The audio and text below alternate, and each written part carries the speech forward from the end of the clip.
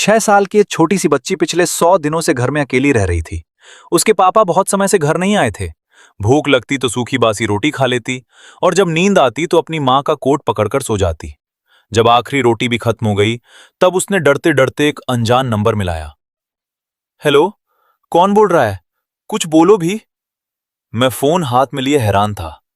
ये नंबर लगातार कॉल कर रहा था लेकिन हर बार चुप्पी रहती थी। फिर अचानक दूसरी तरफ से एक छोटी सी सहमी हुई आवाज आई। अंकल। मैं चौंक गया। क्या कहा बेटा? तुम्हारी मम्मी कौन है? बच्ची धीरे से बोली। मेरी मम्मी का नाम ली झी है। ये सुनते ही मेरी आंखों में आंसू आ गए। सांसें तेज हो गईं। मैं घबराकर जल्दी जल्दी पूछने लगा, तुम्हारा नाम क्या है? तुम्हारी मम्मी कहाँ है? तुम अभी कहाँ हो? मैं खुद को संभाल नहीं पा रहा था। 5 साल हो गए थे अपनी बहन लीजी को देखे हुए। उसने घर वालों के खिलाफ जाकर शादी कर ली थी और तभी से सारे रिश्ते टूट गए थे। मैं उसे ढूंढने के लिए ही शंघाई यूनिवर्सिटी आया था, बस इसी उम्मीद में कि कभी तो वो मुझसे संपर्क करेगी। मैंने अपना नंबर तक नहीं बदला, लेकिन फोन पर जो खबर मिली उसने मुझे अंदर से तोड़ दिया। बच्ची रोते हुए बोली, मम्मी अब नहीं रही। उसकी सिसकियां सुनकर ऐसा लगा जैसे मेरे ऊपर बिजली गिर रही हो। मेरी बहन की सारी यादें आंखों के सामने घूमने लगीं। तभी बच्ची की मासूम आवाज फिर सुनाई दी। अंकल, मेरा नाम तांग तांग है।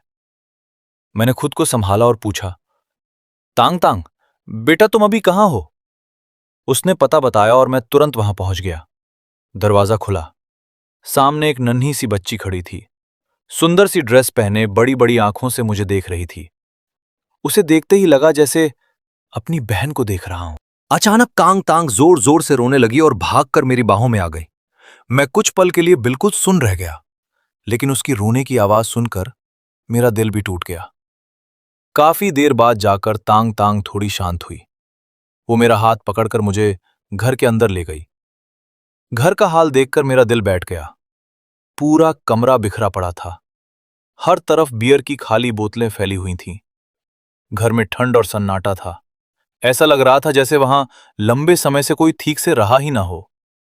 अपनी छोटी सी भतीजी की हालत देखकर मेरा दिल फिर से भर आया। मैंने खुद को संभालते हुए पूछा, तांग तांग, तुम्हारे पापा कहाँ हैं? तांग तांग धीरे से बोली, पापा बहुत दिनों से घर नहीं आए। ये सुनकर मेरा खून खौल उठा। मतलब उस आदमी ने अपनी छोटी सी बेटी को इतने दिनों तक घर में अकेला छोड़ रखा था। मैंने प्यार से पूछा, फिर तुम खाना क्या खाती थीं? तांग तांग कुछ बोले बिना भागकर अंदर गई और थोड़ी देर बाद एक प्लास्टिक की थैली लेकर वापस आई। वो मासूमियत से मुस्कुराकर बोली, अंकल, मैं सरसों वाली रोटी खा रही थी, वो बहुत स्वादिष्ट होती है। फिर उदास होकर बोली, लेकिन अब सब खत्म हो गया, इसलिए मैंने आपको फोन किया। उसकी बात सुनकर ऐसा लगा जैसे किसी ने मेरे दिल में सुई चुभो दी हो। मैंने तुरंत उसके सिर पर हाथ फेरा और कहा, चलो अंकल, तुम्हें बाहर अच्छा खाना खिलाने ले चलते हैं। अच्छा खाना सुनते ही उसकी आंखें चमक उठीं। उसने खुशी से जोर जोर से सिर हिलाया और उसके चेहरे पर एक प्यारी सी मुस्कान आ गई। वो भी बहुत छोटी थी। शायद उसे अभी पूरी तरह समझ भी नहीं था कि उसकी मां अब इस दुनिया में नहीं रही। मैं नहीं चाहता था कि वो और दुखी हो। जल्दी से घर थोड़ा ठीक करके मैं उसे बाहर ले गया और एक रेस्टोरेंट में खाना ऑर्डर किया। तांग तांग बड़े चाव से खाना खाने लगी। उसे देखकर साफ समझ आ रहा था कि वो कई दिनों से ठीक से भूखी थी। लेकिन मेरा एक निवाला भी खाने का मन नहीं कर रहा था। मेरे दिमाग में बस एक ही बात घूम रही थी, मैं माँ पापा को दीदी के बारे में कैसे बताऊंगा। थोड़ी देर बाद तांग तांग ने खाना खत्म किया, अपने छोटे से पेट पर हाथ फेरा और खुश होकर मुस्कुरा दी। उसे देखकर बस यही मन कर रहा था कि ये बच्ची हमेशा खुश रहे। मैं उसे दोबारा उस घर में अकेला नहीं छोड़ सकता था और अभी माँ पापा को भी सच बताने की हिम्मत नहीं थी। मैंने धीरे से पूछा, तांग तांग, क्या तुम अब से मामा के साथ रहोगी? उसने तुरंत खुशी से सिर हिला दिया, फिर मासूमियत से बोली, मम्मी ने कहा था अगर वो चली जाएं तो मामा मुझे लेने आएंगे।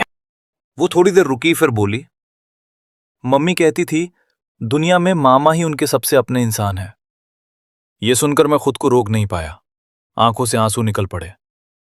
बाद में जब मैंने दीदी की डायरी पढ़ी तब समझ आया कि वो आखिरी सांस तक मुझसे मिलने क्यों नहीं आई थी। तभी अचानक एक आदमी कुछ पुलिस वालों के साथ रेस्टोरेंट के अंदर आया। उसे देखते ही मैं सन्न रह गया, क्योंकि वो तांग तांग का पिता था। हाँ साहब, यही मेरी बेटी है। तांग तांग का बाप ची लेजी जल्दी जल्दी सिर हिलाकर पुलिस वालों से बोला। फिर उसने दिखावे वाली चिंता जताते हुए कहा, तांग तांग, पापा ने कहा था ना घर पर मेरा इंतजार करना। उसकी बातें सुनकर मुझे अंदर से घिन आने लगी। जिस आदमी ने अपनी छोटी सी बेटी को कई दिनों तक घर में अकेला छोड़ दिया, वो अब सामने प्यार जताने का नाटक कर रहा था। सच कहूं तो मन कर रहा था उसे वहीं पकड़कर कई थप्पड़ मार दूं। अगर तांग तांग ने मुझे फोन नहीं किया होता तो पता नहीं उस बच्ची का क्या हाल होता। तभी एक पुलिस वाले ने मेरी तरफ देखकर पूछा, और तुम कौन हो? मैंने खुद को संभालते हुए कहा, मैं तांग तांग का मामा हूं। पुलिस वाला थोड़ा चौंका और फिर ची लेजी की तरफ देखने लगा। ची लेजी ने तुरंत बात संभालते हुए कहा, हां, ये मेरी पत्नी का छोटा भाई है। जब पुलिस को समझ आ गया कि बच्ची अपने रिश्तेदार के साथ है तो वो लोग वहां से चले गए। पुलिस के जाते ही ची लेजी ने आराम से कुर्सी खींची और बैठ गया। उसने एक बार भी तांग तांग की तरफ नहीं देखा, सीधे मेरी तरफ घूरते हुए बोला, तुम्हें अपनी बहन के बारे में पता चल ही गया होगा। मैं चुप रहा। वो फिर बोला, मेरे पास अभी बहुत काम है, मैं बच्चे की देखभाल नहीं कर सकता। मैंने तुरंत उसे बीच में टोक दिया, बच्चा नहीं, उसका नाम तांग तांग है। मेरी आवाज सुनकर उसका चेहरा थोड़ा उतर गया। तभी मुझे समझ आया, ये आदमी आज तक अपनी बेटी को दिल से अपनाना ही नहीं चाहता था। शायद इसलिए उसे घर में अकेला छोड़कर घूमता रहा। मैंने तांग तांग का हाथ पकड़ा और कहा, तांग तांग अब मेरे साथ जाएगी। साफ था कि मुझे उस आदमी पर रत्ती भर भरोसा नहीं था, लेकिन तभी ची लेजी के चेहरे पर एक अजीब सी मुस्कान आ गई। उसने उंगलियां रगड़ते हुए कहा, ले जाना है तो ले जाओ, लेकिन कुछ पैसे देने पड़ेंगे। मैं गुस्से से उसे घूरने लगा। क्या मतलब? वो बेहयाई से बोला, मुझे भी जीना है, थोड़ा खर्चा दे दो, फिर बच्ची को ले जाओ। मेरी भौहें गुस्से से सिकुड़ गईं। एक पैसा नहीं दूंगा। ये सुनते ही ची लेजी का चेहरा बदल गया। उसने तांग तांग की तरफ देखकर डराने वाले अंदाज में कहा, अगर पैसे नहीं दिए तो तांग तांग मेरे साथ घर चलेगी। ये सुनते ही तांग तांग डर के मारे कांप गई। उसे पता था कि अगर वो वापस उस आदमी के साथ गई तो फिर वही अकेलापन और डर उसका इंतजार कर रहा होगा। वो घबराकर मेरे पास सिमट गई। मैंने जल्दी से उसे दिलासा दिया, डरो मत तांग तांग, तुम्हारा मामा तुम्हें कहीं नहीं जाने देगा। ची लेजी कुर्सी पर पीछे टिकते हुए बोला, मैं उसका बाप हूं, जब तक पैसे नहीं मिलते मैं उसे तुम्हारे साथ नहीं जाने दूंगा। मैंने उसकी आंखों में देखते हुए साफ शब्दों में कहा, मेरे पास पैसे नहीं हैं, लेकिन तांग तांग आज मेरे साथ ही जाएगी। मेरी आवाज पूरी तरह दृढ़ थी, क्योंकि मैं अच्छी तरह समझ चुका था उस आदमी को अपनी बेटी से नहीं, सिर्फ पैसों से मतलब था। मेरे पास पैसे नहीं थे और शायद उसे भी समझ आ गया था कि मुझसे कुछ मिलने वाला नहीं है। वो गुस्से में कुर्सी पीछे धकेल कर उठा और बिना तांग तांग की तरफ दोबारा देखे वहां से चला गया। उसे जाते हुए देखकर मैंने गहरी सांस ली। तांग तांग जैसी छोटी बच्ची को ऐसा बाप मिला था, ये सोचकर मेरा दिल और भारी हो गया।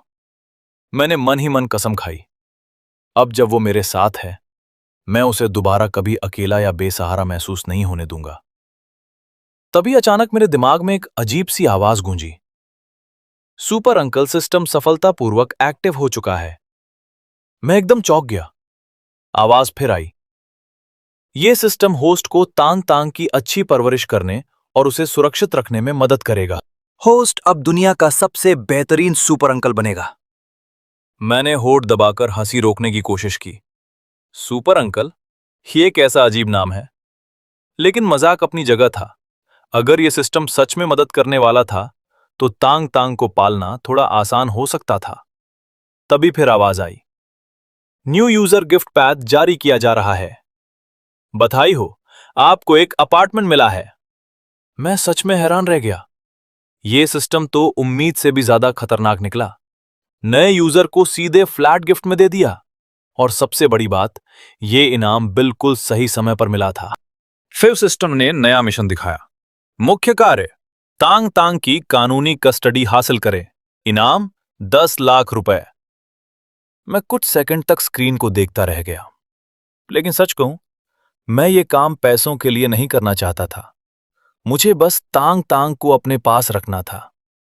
उसकी मां अब इस दुनिया में नहीं थी और उसका बाप भरोसे के लायक बिल्कुल नहीं था। ऐसे में उसकी कस्टडी लेना ही सबसे सही रास्ता था। कम से कम तब मुझे सुकून रहता कि तांग तांग सुरक्षित है। लेकिन मैं ये भी जानता था कि बच्चे की कस्टडी लेना कोई आसान बात नहीं होती। इसलिए मैंने तय किया कि स्कूल जाकर लॉ डिपार्टमेंट के किसी प्रोफेसर से सलाह लूंगा। तभी तांग तांग ने खाना खत्म किया और अपने छोटे से पेट पर हाथ फेरते हुए मीठी आवाज में बोली, मामा, खाना बहुत अच्छा था, धन्यवाद। उसकी प्यारी सी मुस्कान देखकर मेरा दिल पिघल गया। मैंने उसी पल ठान लिया, अब चाहे कुछ भी हो जाए, मैं अपनी भतीजी को कभी दुख नहीं होने दूंगा। मैं मुस्कुराकर बोला, चलो तांग तांग, अब घर चलते हैं। शायद उसे लगा कि मैं उसे वापस उसके पुराने घर ले जाऊंगा, इसलिए मैंने तुरंत साफ किया, हम अपने घर जा रहे हैं, उस घर में नहीं। हमारा घर सुनते ही उसका छोटा सा चेहरा खुशी से चमक उठा। उसकी आंखों में पहली बार सुकून दिखाई दिया। साफ था कि वो भी मेरे साथ रहना चाहती थी। सिस्टम से मिला अपार्टमेंट मेरे कॉलेज के पास था, लेकिन मैं सीधे वहां नहीं गया। पहले मैं तांग तांग को लेकर वापस यूनिवर्सिटी पहुंचा, एक बड़ा और एक छोटा। हम दोनों साथ साथ कैंपस में चलते हुए लॉ डिपार्टमेंट की तरफ बढ़ने लगे। मुझे प्रोफेसर चेन यूकी से कभी मिलने का मौका नहीं मिला था, लेकिन कॉलेज फोरम पर उनका नाम अक्सर दिखता रहता था। कहा जाता था कि लॉ डिपार्टमेंट में उनसे बेहतर कोई नहीं है। प्रोफेसर चेन यूकी अपने छात्रों के लिए काफी मशहूर थीं। अगर किसी छात्र के साथ गलत होता तो वो हमेशा उसके हक के लिए खड़ी हो जाती थीं। इसलिए मुझे लगा कि इस मामले में वही मेरी सबसे अच्छी मदद कर सकती हैं। उनके ऑफिस पहुंचकर मैंने उन्हें शुरू से लेकर आखिर तक सारी बात बता दी। सब सुनने के बाद उन्होंने गंभीर होकर पूछा, तो तुम ये जानना चाहते हो कि मामा होने के नाते क्या तुम्हें तांग तांग की कस्टडी मिल सकती है? मैंने तुरंत सिर हिलाया, जी प्रोफेसर। कुछ पल सोचने के बाद उन्होंने कहा, एक तरीका तो है, लेकिन पहले यह बताओ, तुम मुझसे झूठ तो नहीं बोल रहे? मैंने बिना हिचकिचाए जवाब दिया, मैं जो कुछ भी कह रहा हूं सब सच है और मैं पूरी जिम्मेदारी लेने के लिए तैयार हूं। मेरी बात सुनकर प्रोफेसर थोड़ा शांत हुई, फिर समझाने लगी, देखो, आमतौर पर मामा या चाचा की बच्चे को पालने की सीधी कानूनी जिम्मेदारी नहीं होती, लेकिन अगर माता पिता बच्चे की देखभाल करने लायक ना हो या उनमें से किसी की मौत हो चुकी हो और रिश्तेदार जिम्मेदारी लेना चाहता हो, तब मामला अलग होता है। मैंने तुरंत कहा, प्रोफेसर, मैं तांग तांग को अपने साथ रखना चाहता हूं। उन्होंने फिर गंभीर होकर पूछा, लेकिन बच्चा पालना आसान नहीं होता, तुम्हारे पास पैसे और समय दोनों होने चाहिए। मैंने गहरी सांस लेकर कहा, पैसों की चिंता नहीं है और अगर जरूरत पड़ी तो मैं पढ़ाई भी छोड़ दूंगा। मेरी बात सुनकर प्रोफेसर चेन सच में चौंक गईं। शायद उन्हें उम्मीद नहीं थी कि मैं इतना गंभीर हूं। फिर उन्होंने धीरे धीरे पूरी कानूनी प्रक्रिया समझानी शुरू की। अगर तुम सच में तांग तांग के अभिभावक बनना चाहते हो तो तुम्हें कानूनी तरीके से जाना होगा, जैसे गार्जियनशिप ट्रांसफर, एडॉप्शन वगैरह। उसके बाद उन्होंने जरूरी कागजात और सबूतों के बारे में भी विस्तार से बताया। सबसे जरूरी चीज थी ये साबित करना कि तांग तांग का पिता अपनी जिम्मेदारी ठीक से नहीं निभा रहा। ऑफिस से निकलने के बाद मैं सीधे हॉस्टल गया ताकि अपना कुछ सामान ले सकूं। जैसे ही मैं कमरे में घुसा, मेरा रूममेट शियाओ जोंगजू तांग तांग को देखकर हैरान रह गया। ओल्ड ली, ये बच्ची कौन है? मैंने जवाब दिया, मेरी भतीजी। फिर मैंने कहा, ओल्ड शियाओ, जरा मेरा सामान नीचे ले जाने में मदद कर देगा? वो तुरंत बोला, अरे, इसमें पूछने वाली क्या बात है? कुछ ही देर में वो मेरा बैग उठाकर नीचे भागा। उसके पीछे झाओ कुओ और वांग मिंग भी चले आए। हम चारों का रिश्ता हमेशा से काफी अच्छा था, लेकिन नीचे पहुंचते ही तीनों की नजर तांग तांग पर टिक गई। छोटी सी बच्ची डरते डरते मेरे पीछे छिप गई और मेरे कपड़े पकड़कर धीमे से बोली, मामा। उसकी मासूम शक्ल देखकर तीनों के चेहरे पिघल रहे। श्याओ जोंगज्यू तुरंत बोला, अरे अरे, हमारी तांग तांग को मत डराओ। तांग तांग ने धीरे से सिर बाहर निकाला, जैसे समझने की कोशिश कर रही हो कि सामने वाले लोग अच्छे हैं या नहीं। उन तीनों को देखकर तांग तांग धीरे धीरे समझ गई कि ये लोग बुरे नहीं हैं। वो मेरे पीछे से बाहर निकली और उनकी तरफ देखने लगी। तभी उसकी नजर उनके हाथों में पकड़े स्नैक्स पर गई और उसकी आंखें चमक उठीं। वो धीरे से बोली, मामा, क्या तांग तांग थोड़ा खा सकती है? मैंने मुस्कुराकर सिर हिला दिया। इजाजत मिलते ही उसने अपने छोटे छोटे हाथ आगे बढ़ाकर स्नैक्स ले लिए। जिस तरीके से वो इतने सलीके और समझदारी से पेश आ रही थी, उसे देखकर सबका दिल पिघल गया। श्याओ जोंगज्यू तो वहीं उसके सामने बैठ गया, जैसे उसे तांग तांग से तुरंत लगाव हो गया हो। लेकिन अगले ही पल उसका चेहरा बदल गया। उसने गंभीर होकर पूछा, लियू, क्या तुमने तांग तांग को मारा है? मैं एकदम चौंक गया। उसने तांग तांग की बाह की तरफ इशारा किया। मैंने जल्दी से उसकी आस्तीन ऊपर की और जो देखा, उसे देखकर मेरा दिल बैठ गया। उसकी बाह पर नीले काले चोट के निशान थे। मैंने घबराकर बाकी जगह भी देखी। उसके पैरों पर, पीठ पर, हर जगह चोट के निशान थे। कुछ निशान नए थे, जबकि कुछ पुराने होकर हल्के पड़ चुके थे। मतलब ये सब लंबे समय से चल रहा था। मेरे अंदर गुस्सा उबलने लगा। मैंने धीरे से पूछा, तांग तांग, ये सब किसने किया? तांग तांग डरते डरते बोली, पापा, जब वो शराब पी लेते हैं तब मुझे और मम्मी को मारते थे। उसकी बात सुनते ही मेरा खून खौल उठा। मैंने तुरंत फोन निकाला और उन चोटों की तस्वीरें खींचकर प्रोफेसर चेन यूकी को भेज दी। कुछ ही देर में उनका जवाब आया, ये सबूत बहुत अहम है, इन्हें इस्तेमाल करके कस्टडी की प्रक्रिया जल्दी हो सकती है। मैंने एक सेकंड भी बर्बाद नहीं किया। तुरंत तांग तांग का हाथ पकड़ा और सीधे पुलिस स्टेशन पहुंच गया। पुलिस वालों को जब मैंने तांग तांग के शरीर पर पड़े निशान दिखाए, तो वहां मौजूद हर इंसान का चेहरा बदल गया। इतनी छोटी बच्ची के शरीर पर इतने सारे घाव देखकर सब सन्न रह गए। थोड़ी देर बाद कई पुलिस वाले हमें लेकर सीधे ची लेजी के घर पहुंचे। दरवाजा खुलते ही अंदर का नजारा देखकर सब समझ गए। कमरे में कई लोग बैठे जुआ खेल रहे थे। शराब और धुएं की बदबू पूरे घर में फैली हुई थी। ची लेजी पुलिस को देखकर घबरा गया, लेकिन इस बार उसके पास बचने का कोई रास्ता नहीं था। पुलिस वालों ने तुरंत अंदर मौजूद सभी लोगों को पकड़ लिया और कानूनी कार्रवाई शुरू कर दी। अब बस आधिकारिक प्रक्रिया पूरी होने का इंतजार था, जिसके बाद तांग तांग कानूनी तौर पर मेरे साथ रह सकती थी। उसके बाद मैं तांग तांग को उस नए अपार्टमेंट में ले गया जो सिस्टम ने मुझे दिया था। घर पूरी तरह तैयार था, साफ सुथरा, सुंदर और रहने लायक। मैंने मुस्कुराकर कहा, तांग तांग, चलो अपना कमरा चुनो। लेकिन वो वहीं चुपचाप खड़ी रही। मैंने झुककर पूछा, क्या हुआ? तांग तांग ने धीरे से मेरा हाथ पकड़ लिया और मासूम आवाज में बोली, मामा, क्या मैं आपके साथ एक ही कमरे में सो सकती हूं? मुझे डर लगता है। उसके चेहरे पर अभी भी डर साफ दिख रहा था। उसे देखकर मेरा दिल भर आया। मैंने तुरंत उसके सिर पर हाथ फेरते हुए कहा, ठीक है, अब से तांग तांग मामा के साथ ही रहेगी। यह सुनते ही उसके चेहरे पर हल्की सी मुस्कान आ गई। मैंने हंसते हुए कहा, चलो फिर हम दोनों साथ में कमरा चुनते हैं। पूरा अपार्टमेंट 2 मंजिला था और उसमें 5 बड़े कमरे थे, एक बड़ा और एक छोटा। अब वो सच में हमारा घर बनने वाला था। पूरा घर देखने के बाद आखिर में हमने सबसे बड़ा कमरा चुना। उसमें एक बड़ा और आरामदायक बिस्तर था। तांग तांग जैसे ही बिस्तर पर लेटी, तुरंत मेरी तरफ सरक आई। उसने मेरी बाह कसकर पकड़ ली और मुझसे चिपक कर लेट गई, जैसे डर हो कि मैं कहीं गायब न हो जाऊं। कुछ ही देर में वो सो गई। मैं चुपचाप उसकी सोई हुई शक्ल को देखता रहा। आज एक ही दिन में इतना कुछ हो गया था कि मेरा दिमाग पूरी तरह उलझ चुका था। मैं अभी माँ पापा को दीदी की मौत के बारे में नहीं बता सकता था। मुझे डर था कि वो ये सदमा सह नहीं पाएंगे। और अब मेरे ऊपर एक नई जिम्मेदारी भी थी। मुझे तांग तांग के लिए बहुत पैसे कमाने थे, ताकि उसे कभी किसी चीज की कमी ना हो। तभी मेरा फोन बजा। कॉल पुलिस स्टेशन से थी।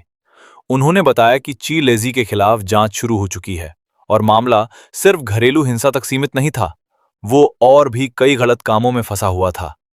यह सुनकर मुझे गुस्सा भी आया और बेबसी भी महसूस हुई। मेरी बहन ने आखिर ऐसे इंसान पर भरोसा कैसे कर लिया था? लेकिन एक बात सुनकर मुझे थोड़ा सुकून मिला। ची लेजी के केस का तांग तांग की कस्टडी पर कोई असर नहीं पड़ेगा। यानी अब तांग तांग को हमेशा के लिए अपने पास रखने का रास्ता साफ था। नींद में भी तांग तांग बहुत बेचैन थी। हल्की सी आवाज होते ही वो डरकर जाग जाती। एक बार उसने नींद में आंखें खोली, मुझे अपने पास बैठा देखा, फिर चैन की सांस लेकर दोबारा मेरी बांह पकड़कर सो गई। मैंने उसके छोटे से सिर पर प्यार से हाथ फेरा। दिल पूरी तरह पिघल चुका था। दोपहर तक सोने के बाद तांग तांग आखिर उठी। मैं उसे लेकर सीधे अदालत गया ताकि गार्जियनशिप ट्रांसफर की प्रक्रिया पूरी की जा सके। सारे दस्तावेज और सबूत पहले से तैयार थे। क्योंकि उसकी मां अब इस दुनिया में नहीं थी और उसके पिता अपनी जिम्मेदारी निभाने में पूरी तरह नाकाम रहे थे, इसलिए प्रक्रिया उम्मीद से कहीं ज्यादा जल्दी पूरी हो गई। अदालत से बाहर निकलते वक्त मेरे हाथ में आधिकारिक कागज थे। अब मैं कानूनी तौर पर तांग तांग का अभिभावक बन चुका था। उन कागजों को देखकर मैंने राहत की लंबी सांस ली। अब चाहे ची लेजी दोबारा सामने भी आए, मुझे डरने की जरूरत नहीं थी। घर लौटते समय मैंने सोचा कि रास्ते से कुछ सामान खरीद लिया जाए। मैंने मुस्कुराकर पूछा, तांग तांग, आज रात खाने में क्या खाओगी? वो थोड़ा झिझकी, फिर दोनों हाथ पीछे करके धीरे से बोली, मामा, क्या आज थोड़ा मांस खा सकते हैं? उसकी बात सुनकर मेरा दिल कसकर दुख उठा। इतनी छोटी बच्ची की इतनी सी ख्वाहिश थी। मैंने तुरंत हंसते हुए कहा, तो आज रात हम स्वादिष्ट भुना हुआ पोर्क खाएंगे। ये सुनते ही तांग तांग खुशी से उछल पड़ी। सच में? फिर वो ताली बजाकर हंसने लगी। मैं बाजार से मांस और बाकी सामान खरीदकर घर वापस आया। घर पहुंचते ही सबसे पहले मैंने बिजली चालू करवाई। अब ये घर सच में हमारा घर लगने लगा था। मैंने टीवी चालू किया और रसोई में खाना बनाने चला गया। लेकिन जैसे ही मैं अंदर गया, थोड़ी देर बाद छोटे छोटे कदमों की आवाज भी पीछे से आने लगी। मुड़कर देखा तो तांग तांग चुपचाप सोफे से उतरकर मेरे पीछे पीछे रसोई तक आ गई थी। मैं हंस पड़ा। अरे, तुम टीवी क्यों नहीं देख रही? तांग तांग ने गंभीर चेहरा बनाकर सिर हिलाया। फिर धीरे से बोली, मामा, मैं मदद करूं? उसकी बात सुनकर मेरा दिल पिघल गया। मैंने तुरंत उसे गोद में उठा लिया और वापस हॉल में ले आया। उसके गाल दबाते हुए बोला, जब मामा घर पर हैं, तब तांग तांग को काम करने की जरूरत नहीं है। तुम बस अच्छे से बैठो और मामा के हाथ का खाना खाओ। फिर मैंने मजाक में कहा, और आज तुम्हें 2 बड़े कटोरे खत्म करने हैं, ठीक है? तांग तांग ने धीरे से मुस्कुराकर सिर हिला दिया। हालांकि वो रसोई में मदद करने नहीं आई, लेकिन थोड़ी थोड़ी देर बाद चुपके से दरवाजे से झांकती रहती थी। मैंने कुछ नहीं कहा। असल में वो बस मेरे पास रहना चाहती थी। इतनी छोटी उम्र में उसने बहुत कुछ झेला था, इसलिए अब वो अकेले से डरती थी। थोड़ी देर बाद सिस्टम की आवाज फिर सुनाई दी, डीएनए टेस्ट सफल, संबंध की पुष्टि हो चुकी है। तांग तांग की कस्टडी मिशन पूरा हुआ। इनाम 10 लाख रुपए जारी किए गए। ये सुनते ही मेरे चेहरे पर राहत भरी मुस्कान आ गई। अब कम से कम पैसों की चिंता नहीं थी। मैं तांग तांग को अच्छी जिंदगी दे सकता था और माँ पापा को भी कुछ पैसे भेज सकता था ताकि उन्हें किसी बात की परेशानी न हो।